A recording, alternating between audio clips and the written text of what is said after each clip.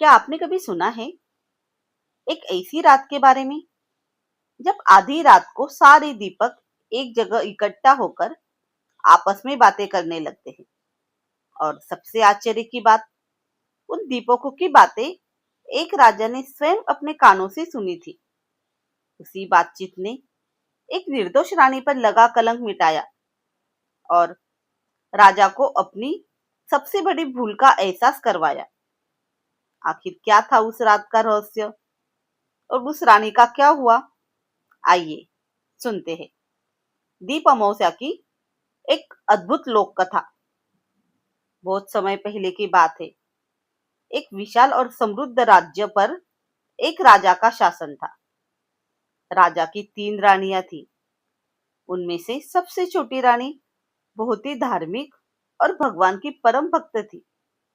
वह प्रतिदिन भगवान की पूजा करती, घर के दीपक जलाती और शाम के समय पूरे विधि विधान से दीपकों की पूजा करके उन्हें नैवेद्य अर्पित करती।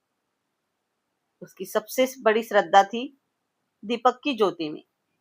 वह मानती थी कि दीपक केवल प्रकाश नहीं देता, बल्कि घर से अंधकार और नकारात्मकता को भी दूर करता है। इसलिए वह रोज प्रेम और श्रद्धा से दीपक की पूजा करती थी। लेकिन एक दिन राजमहल में एक ऐसी घटना घटी जिसने उस रानी का पूरा जीवन बदल दिया। राजमहल में रखा हुआ एक रत्न जड़ित हार अचानक गायब हो गया। पूरे महल में हार को ढूंढा जाने लगा। सभी नौकरों से पूछताछ हुई, लेकिन हार कहीं नहीं मिला। रानी भी वहां मौजूद थी। उसने भी हार को ढूंढने की बहुत कोशिश की, लेकिन जब हार नहीं मिला तो उसने अनजाने में कह दिया, शायद यह हार कोई चूहा उठाकर ले गया होगा। बस उसके मुंह से निकली हुई यही बात आगे चलकर उसके लिए बहुत बड़ा संकट बन गई। कथा के अनुसार रानी की इस बात से चूहा अपमानित हुआ और उसने रानी से बदला लेने का निश्चय किया। एक दिन चूहे ने रानी की साड़ी उठाई और उसे राजमहल में आए हुए मेहमानों के कमरे में ले जाकर वहां रख दिया। जब मेहमानों के कमरे में रानी की साड़ी मिली तो पूरे राजमहल में खलबली मच गई। सबके मन में एक ही सवाल था, रानी की साड़ी यहाँ कैसे पहुंची? रानी से सवाल किए गए, लेकिन वह स्वयं भी इस घटना से अनजान थी। उसकी कोई बात नहीं मानी गई। उसकी पवित्रता पर सवाल उठाए गए और राजा ने भी बिना पूरी सच्चाई जाने रानी को दोषी मान लिया। आखिरकार राजा ने अपनी सबसे छोटी रानी को राजमहल से बाहर निकाल दिया।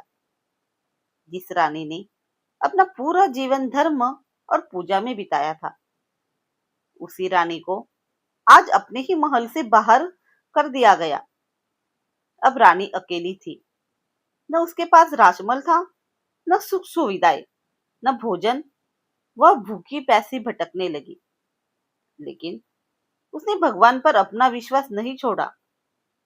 उसके मन में केवल एक ही विश्वास था, सत्य की जीत एक दिन अवश्य होगी।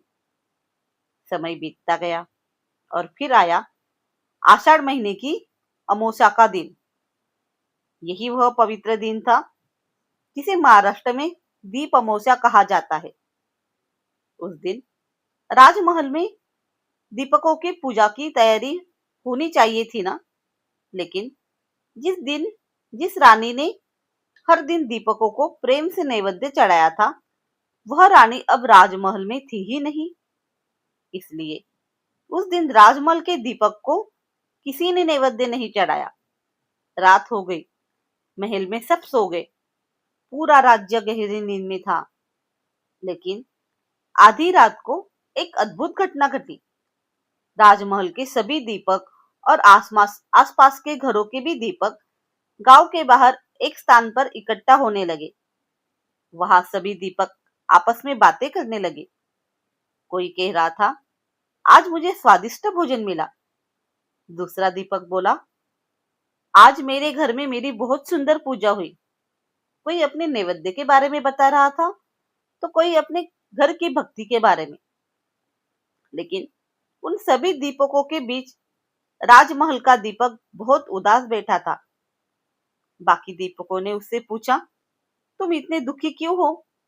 तब राजमहल के दीपक ने कहा, आज मेरी पूजा करने वाली वह रानी महल में थी ही नहीं। वही छोटी रानी जो हर दिन मुझे साफ करती थी, मुझे सजाती थी, मेरे सामने दीप जलाती थी और प्रेम से मुझे नैवेद्य अर्पित करती थी। फिर दीपक ने आगे कहा, उस रानी पर झूठा आरोप लगाया गया और उसने बाकी दीपकों को रानी के साथ घटी हुई सारी घटना बता दी। कैसे हार गायब हुआ, कैसे रानी ने चूहे पर शक किया, कैसे चूहे ने रानी की साड़ी उठाकर मेहमानों के कमरे में रख दी और कैसे बिना सच्चाई जाने राजा ने अपनी निर्दोष रानी को महल से बाहर कर दिया। लेकिन राजा स्वयं भी उस समय उस स्थान पर मौजूद था। उस दिन राजा शिकार से लौट रहा था। वह बहुत थका हुआ था, इसलिए रास्ते में एक पेड़ के नीचे बैठकर आराम करने लगा था। उसे बिल्कुल पता नहीं था कि उसी पेड़ के ऊपर दीपकों को बहुत अद्भुत संवाद चल रहा था।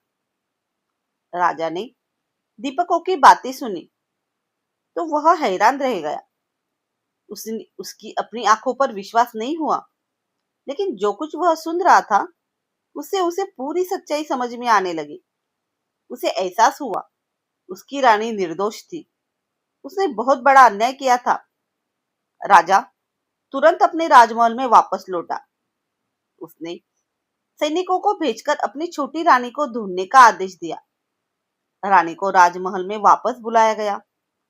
राजा ने उसके सामने अपनी भूल स्वीकार की और तब उस रानी पर लगा कलंक दूर हुआ।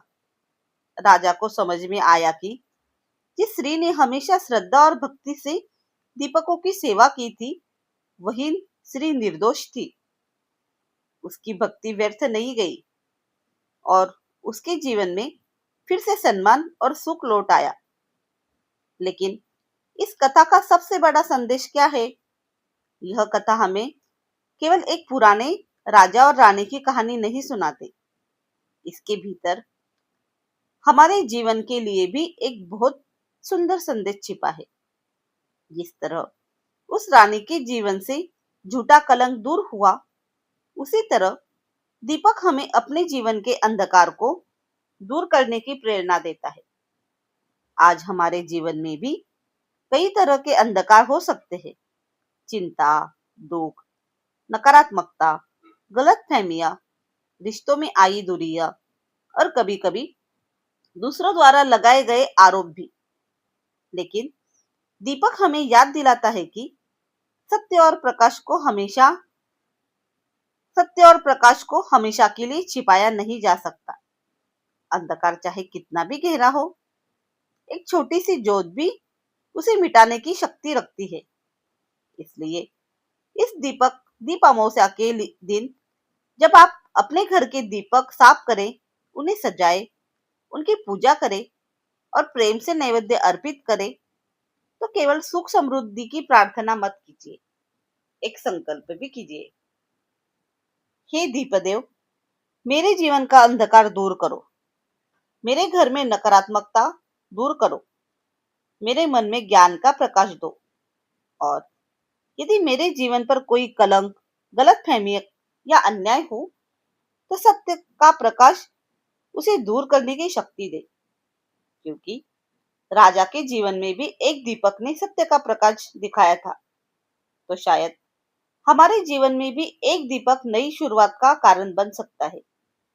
इस दीप अमावस्या पर एक दीप केवल घर में मत जलाइए, एक दीप अपने मन में भी जलाइए, ताकि आपके जीवन से अज्ञान का अंधकार दूर हो, गलतफहमियों का अंधकार दूर हो, दुख का अंधकार दूर हो और आपका जीवन सत्य, भक्ति और प्रकाश से तेजोमय हो जाए।